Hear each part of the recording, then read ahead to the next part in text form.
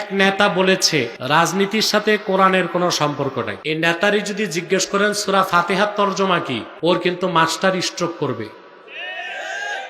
সূরা ফাতিহার তরজমা যে জানে না, এ কেমনে বুঝবে কোরআনে রাজনীতি আছে না নাই? এখন কি আমি প্রমাণ দিব কোরআন শরীফ থেকে?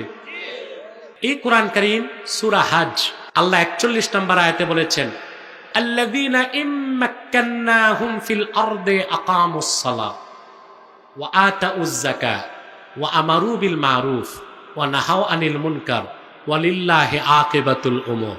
যদি আমি মুহাম্মদ সাল্লাল্লাহু আলাইহি ওয়াসাল্লামের ঈমানদার উম্মতদেরকে রাষ্ট্র ক্ষমতার মালিক বানাই, তারা নামাজ প্রতিষ্ঠা করবে, যাকাত আদায় করবে, সৎ কাজে আদেশ করবে, অসৎ কাজে নিষেধ করবে, তা আপনি রাজনীতি করবেন না, রাষ্ট্র ক্ষমতায় যাবেন কেমনে?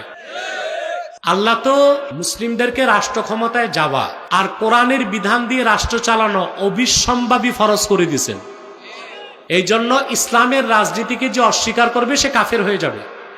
সমস্ত উলামায়ে কেরাম একমত, আস-সিয়াসাতুল ইসলামিয়া জুজউল ইসলাম আল্লাযী লা ইয়াতাজাজ্জাউ। ইসলামী রাজনীতি ইসলামের অংশ, ইসলাম থেকে তা আলাদা করা যাবে না, তবে সেটা খেলাফতের পদ্ধতিতে। কথা বুঝতে পারছেন? অর্থাৎ কোন অবস্থায় আপনি ইসলামী রাজনীতিকে অস্বীকার করতে পারবেন না।